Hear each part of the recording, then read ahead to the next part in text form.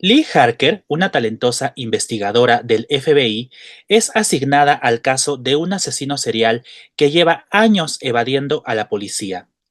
El asesino tiene un método muy peculiar, pues parece que en realidad él no comete los crímenes. En cambio, hace que otros los cometan. Su objetivo son familias en las que el padre asesina al resto de los integrantes y luego comete suicidio. Así pues, este criminal serial parece ser el instigador de las muertes y la policía no tiene pistas de él más que el nombre que él mismo deja en notas, Long Legs, que se traduce como piernas largas. Las notas que deja están escritas en un código que solo Lee logra descifrar, y al hacerlo descubre que ella tiene una conexión muy personal con el asesino. De hecho, lo ha visto antes, pero su memoria, parece, se ha desconectado de esos eventos o bien alguien ha manipulado su mente. Es el descubrimiento de este vínculo el que motiva a la agente a completar la investigación del caso, cuyos resultados afectarán no solo a ella, sino a su propia madre y a otro agente del FBI que la trajo al caso. Esto es, a grandes rasgos, la trama de Long Legs, coleccionista de almas, una película dirigida por Oz Perkins, quien entre otros títulos ha dirigido The Black Coat's Daughter, I Am the Pretty Thing That Lives in the House y Gretel and Hansel, todas ampliamente populares entre seguidores del género del terror, quienes hemos recibido con bastante ánimo su más reciente filme.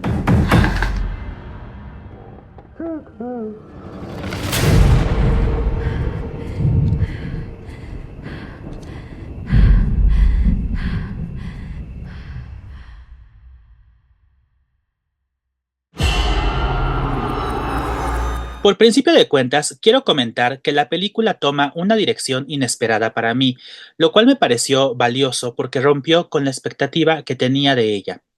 Si bien he sugerido en repetidas ocasiones que una película debe disfrutarse por sí misma, también reconozco que como espectadores nos hacemos de ciertas expectativas una vez que reconocemos algunos aspectos del filme que nos hacen agruparlos dentro de determinadas piezas fílmicas, como en este caso el thriller, particularmente aquel enfocado en la figura del asesino serial.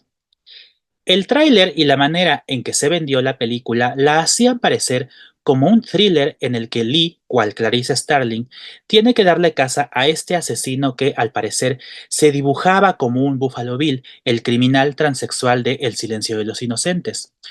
Una de las frases que se utilizó para promocionar Long Legs fue que se trataba de la mejor película de asesinos seriales desde The Silence of the Lambs de Jonathan Demme, que es, para bien, una película muy influyente en el cine de terror psicológico y thrillers.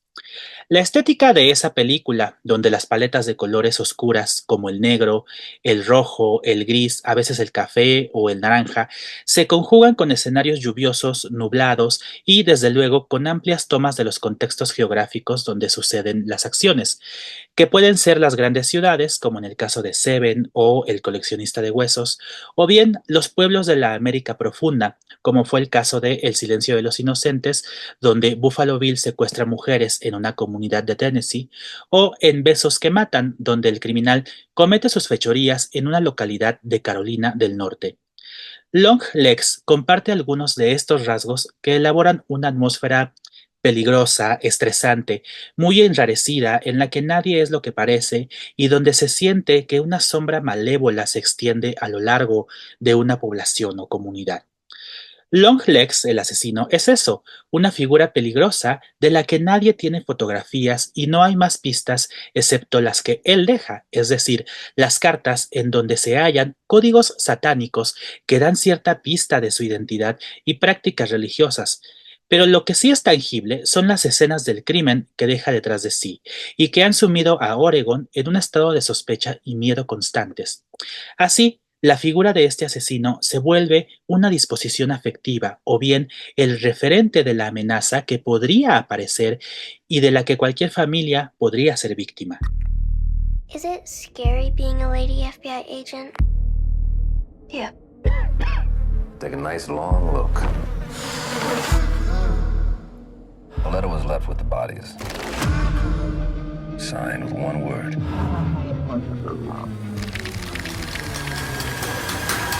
Considero que lo anterior es compatible con la propia idea de lo que es el cine de terror. Es decir, el propio terror es una idea ante la posible amenaza de algo. El miedo, entonces, se vuelve virtual. Todos podríamos ser víctimas de aquello que acecha a una comunidad, como es el caso de este asesino. Para poder encarnar este sentimiento de inseguridad y de miedo, Oz Perkins y su equipo de trabajo eh, crean una atmósfera que refleja estas afecciones. A través del color, cuyas paletas son negras y rojas en su mayoría, el sonido y la música creada por Elvis Perkins, hermano del director, y además por el trabajo de la luz, que en algunos casos parece natural cuando la acción transcurre en espacios externos, pero que no está apoyada por luminosidades intensas, sino frías.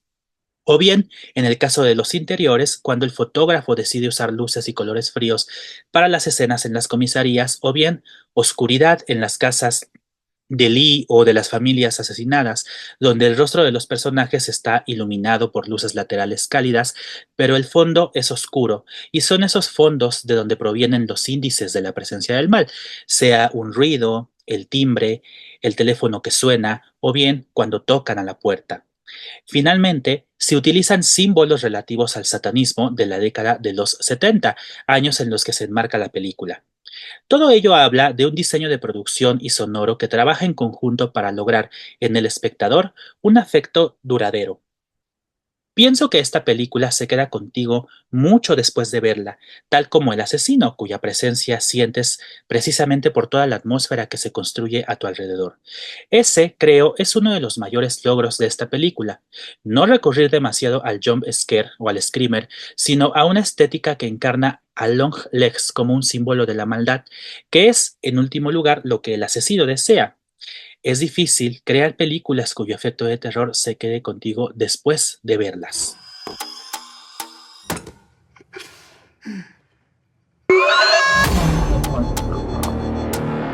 I saw a beast rise up out of the sea, with 7 heads and 10 horns.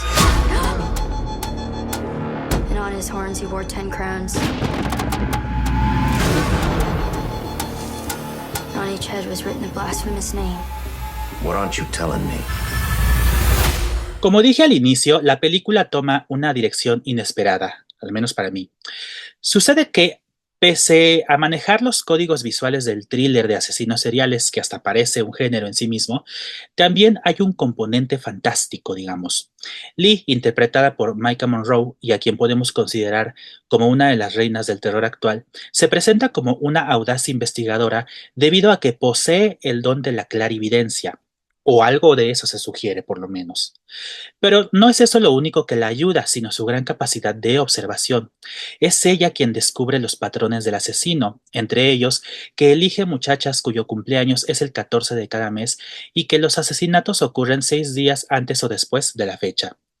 Allí es cuando ella se percata de su relación con Longlegs, puesto que su cumpleaños cae en un día 14 y, para reafirmar ese vínculo, el mismo asesino se comunica con ella mediante cartas codificadas para pedirle que no revele el código de las cartas bajo amenaza de matar a su madre. No obstante, se nos revela que ella ya tuvo contacto con el asesino y que su madre, durante la infancia de Lee, denunció a un intruso. Así pues, hay allí una conexión con la secuencia de apertura. Dicha secuencia es toda una clase de lenguaje del cine, sobre todo de su uso en el terror.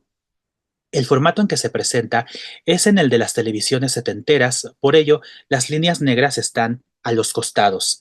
Este es un recurso que está siendo utilizado últimamente, así como el regreso del satanismo de aquellas décadas. El ejemplo más reciente es De Noche con el Diablo. Pero esto también sirve, en el caso de Longlegs, para limitar la visión del espectador en relación con el asesino, que sí aparece a cámara desde las rodillas hasta el mentón. El punto de vista es el de la niña, quien por su tamaño lo mira desde abajo y solo se nos muestra una parte del cuerpo del asesino. Él la visita en su cumpleaños y justo cuando va a revelar su rostro hay un corte inmediato que deja una sensación de sorpresa y de vacío a la vez.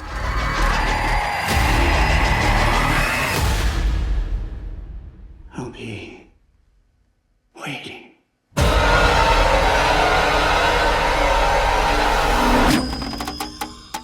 Este encuentro y las posteriores pistas hacen que Lee conecte los puntos de la relación que hay entre ella, el resto de las víctimas y su propia madre, quien es interpretada por Alicia Witt. Por ejemplo, descubre que las figuras de muñecas que el asesino fabrica contienen una orbe de metal con la que, según ella, Longlegs logra poseer a las familias. Así pues, el componente sobrenatural está presente, lo cual hace que la película rebase los mandamientos del thriller para entrar de lleno en el terror. Longlegs es satanista y dice servir al hombre de abajo cuando es atrapado. Y aún así, Lee sospecha que hay un ayudante que logra introducir las muñecas a los hogares. Por tanto, todavía hay una vuelta argumental final que confirma el poder sobrenatural del asesino sobre sus víctimas. No es casualidad que Perkins, también escritor de la historia, la enmarque en la década de los 70, en la que Estados Unidos experimentaba un auge de la religión satánica y que personas trastornadas la tomaron como bandera para cometer sus actos criminales.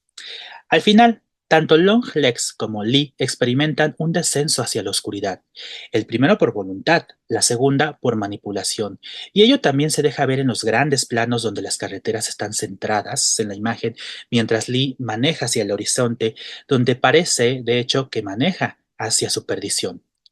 No me puedo ir sin alabar, desde luego, la gran interpretación de Nicolas Cage como Longlegs y la de Maika Monroe como su contraparte. La escena de su enfrentamiento en la estación de policía es estremecedora. Yo soy Bloody Eric, gracias por quedarte en este video y nos vemos en la siguiente entrega.